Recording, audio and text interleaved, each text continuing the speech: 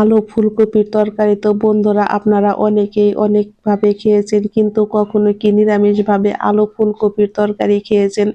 এইভাবে যদি রান্না করেন আলু ফুলকপির তরকারি, তাহলে বন্ধুরা আপনারা কিন্তু মাছ মাংস ফেলে দিয়ে খাবেন, এতটাই মজার হয়।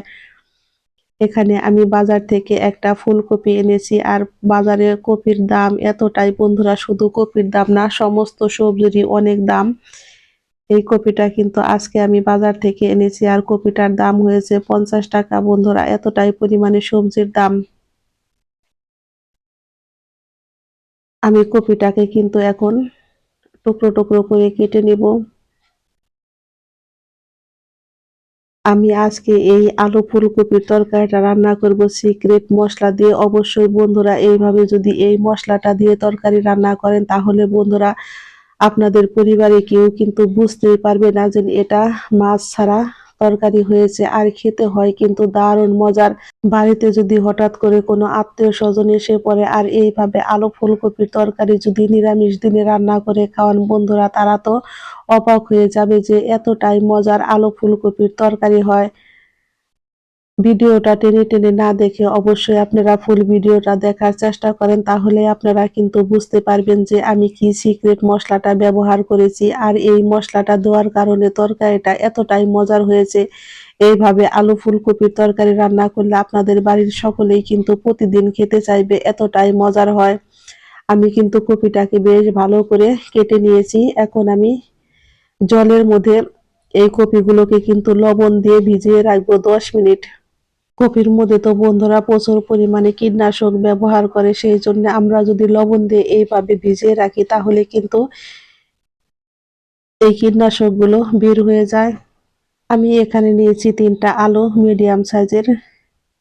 আলুগুলোকে এখন আমি টুকরো করে কেটে নিব। এই আলুগুলোকে কিন্তু আমি 4 টুকরা করব। আলু ফুলকপির তরকারি রান্না করতে গেলে বন্ধুরা আলুটা এইভাবে দিবেন, তাহলে দেখবেন তরকারিটা খেতে কিন্তু বেশ মজার হয়। আমি এইভাবে করে কিন্তু আলুগুলোকে কেটে নিব, আর আলুগুলো কেটে আমি লবণ জলের মধ্যে এইভাবে আমি ভিজিয়ে রেখে দেব। এই ফাঁকে আমরা একটা মশলা তৈরি করে নিব। এখানে নিয়েছি আমি 1 ইঞ্চি পরিমাণে আদা, আর নিয়েছি আমি বেশ কিছুটা পরিমাণে কাঁচা লঙ্কা নিয়েছি, আর নিয়েছি আমি 2টা শুকনো লঙ্কা, আর এখানে নিয়েছি আমি ভাজা 1 মুঠো বাদাম। অবশ্যই এই তরকারিতে বাদামটা ব্যবহার করবেন। এখানে আমি হাফ চামচ পরিমাণে লবণটা দিয়ে মশলাটা শিলপাটায় বেটে নিব। আপনারা চাইলে কিন্তু ব্লেন্ডারও ব্লেন্ড করতে পারেন, কিন্তু আমার কাছে যে কোনো তরকারি বাকি ভর্তা শিলপাটায় বেটে রান্না করলেই কিন্তু খেতে বেশ মজার লাগে। সেই জন্য কিন্তু আমি এইভাবেই মশলাটা পাটায় তৈরি করে নিব।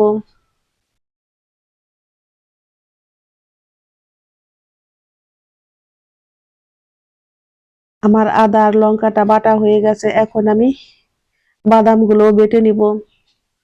নিরামিষ দিনে একবার হলো আলু ফুলকপি দিয়ে এইভাবে আপনারা তরকারি রান্না করে বাড়ির সকলকে কিন্তু তাক লাগিয়ে দিতে পারেন। ছোট বড় সকলেই কিন্তু অনেক মজা করে ভাত খাবে, এতটাই মজার হয়। এটা কিন্তু রুটি পরোটার সাথেও খেতে বেশ মজারই হয়। আমি মশলাটা কিন্তু বেশ ভালো করে বেটে নিয়েছি, এখন আমি এগুলোকে পাটায় থেকে তুলে নিব।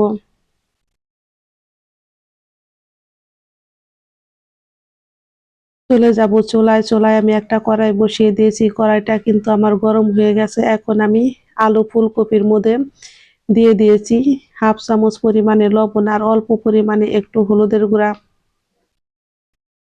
আমি কপিটাকে কিন্তু 3-4 বার জল পাল্টে পাল্টে বন্ধুরা ধুয়ে নিয়েছি। তেলটা আমার গরম হয়ে গেছে, এখন আমি দিয়ে দিব মেখে রাখা আলু আর ফুলকপি। আলু আর ফুলকপিটা দিয়ে কিন্তু আমি এখন বেশ ভালো করে ভেজে নিব। এই পর্যায়ে আমার রান্নার রেসিপি বন্ধুরা একটু হলেও যদি ভালো লেগে থাকে, অবশ্যই একটা লাইক করবেন, কমেন্ট করবেন, এবং যারা আমার নতুন বন্ধু আছেন তারা আমাকে একটা সাবস্ক্রাইব করতে ভুলবেন না। আমার নতুন এবং পুরাতন সকল বন্ধুদের জানাই আমি অসংখ্য ধন্যবাদ। আমার আলু আর ফুলকপিটা কিন্তু ভাজা হয়ে গেছে, আমি এখন চুলাই থেকে নামিয়ে নেব। আমি এখন আলু ভাজা তেলের মধ্যে দিয়ে দিব একটা তেজপাতা, দারচিনি, এলাচ, 1 টুকরো দারচিনি, আর দিয়েছি আমি 2টা এলাচ, হাফ চামচ পরিমাণে গোটা জিরে ফোড়নটা আমি বেশ ভালো করে রেডি করে নিব, কারণ ফোড়নটা যাতে নাকি পুড়ে না যায় সেই দিকেও কিন্তু একটু খেয়াল রাখতে হবে। চুলার আঁচটাকে একদম লোতে দিয়ে এখন আমি দিয়ে দিয়েছি বেটে রাখা মশলা। হাফ চামচ দিয়েছি আমি হলুদের গুঁড়া, হাফ চামচ দিয়েছি আমি লাল লঙ্কার গুঁড়ো, আর দিয়েছি আমি হাফ চামচ ধনিয়ার গুঁড়ো। সমস্ত উপকরণ দিয়ে কিন্তু চুলার আঁচটাকে একদম লোতে রেখে আমি এইভাবে মশলাটাকে 2 থেকে 3 মিনিট এইভাবে একটু ভেজে নিব। এখন আমি দিয়ে দিব অল্প পরিমাণে একটু জল। জলটা দিয়ে কিন্তু মশলাটাকে আমি বেশ ভালো করে কষিয়ে নিব, কারণ বাদামটা আর মশলাটা যত ভালো করে কষানো হবে তরকারিটা খেতে কিন্তু ততটাই মজার হবে। আমরা কিন্তু একই মশলা দিয়ে রান্না করি, কিন্তু এক একজনের হাতের রান্না এক এক রকম হয়ে থাকে।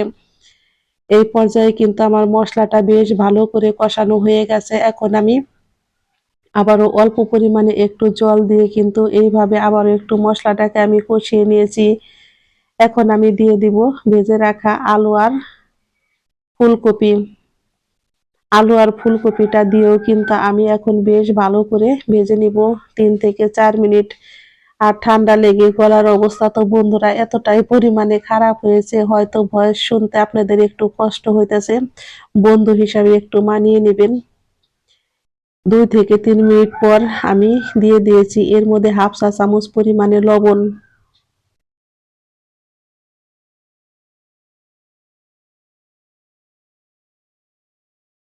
আলু আর ফুলকপিটা ভাজতে ভাজতে দেখবেন মিষ্টি একটা সেন্ট বের হয়। আমার আলু আর ফুলকপির থেকেও কিন্তু তেল উঠে গেছে। এখন আমি আবারও ঢাকনাটা দিয়ে 2 থেকে 3 মিনিট এইভাবে একটু ঢাকনা দিয়ে ঢেকে একটু কষিয়ে নিব। আর আপনারা যদি দেখেন যে একটু কড়াইতে লেগে ধরে তাহলে কিন্তু অল্প পরিমাণে একটু জল দিয়ে আপনারা এইভাবে কষিয়ে নিতে পারেন। আমার আলু আর ফুলকপিটা বেশ ভালো করে কষানো হয়ে গেছে। এখন আমি দিয়ে দিব এর মধ্যে গরম জল। ঝোলটা আপনারা আপনাদের পরিমাণ মতো দিবেন। কেউ একটু বেশি ঝোল খেতে পছন্দ করে, কেউ একটু কম। আমি মিডিয়াম পরিমাণে ঝোল রেখে তরকারিটা নামাবো।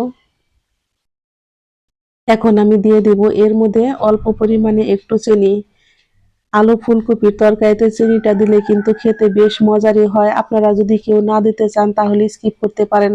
আমি ঢাকনা দিয়ে ঢেকে 4 থেকে 5 মিনিট তরকারিটা এইভাবে রান্না করে নিয়েছি। এখন ঢাকনাটা তুলে আমি তরকারিটা একটু নেড়ে দেখে নিব আলুটা সিদ্ধ হয়েছে কিনা। হ্যাঁ, আমার আলুটা একদম সিদ্ধ হয়ে গেছে। এখন আমি 3 থেকে 4টা কাঁচা লঙ্কা দিয়ে আবারও 4 থেকে 5 মিনিট তরকারিটা রান্না করে নিব। আমার তরকারিটা কিন্তু প্রায় রেডি হয়ে গেছে, দেখতেই পারছেন তরকারির কালারটা কত সুন্দর হয়েছে। আর খেতে হয়েছে বন্ধুরা এতটাই মজার, আমি কিন্তু খাওয়ার পরে ভয়েস দিচ্ছি আজকে। এতটাই মজার হয়েছে বন্ধুরা, না বললে কেউ বিশ্বাসই করবেন না। অবশ্যই এই আলু ফুলকপির তরকারি একবার হলো বাড়িতে রান্না করে খেয়ে আমাকে কমেন্ট বক্সে জানাবেন যে কার কেমন লেগেছে। আমি আলুটা কিন্তু এইভাবে একটু গালিয়ে দিব যাতে নাকি তরকারিটা আমার একটু ঘন হয়। আমি 2 থেকে 3টা আলু এইভাবে একটু গালিয়ে দিয়েছি।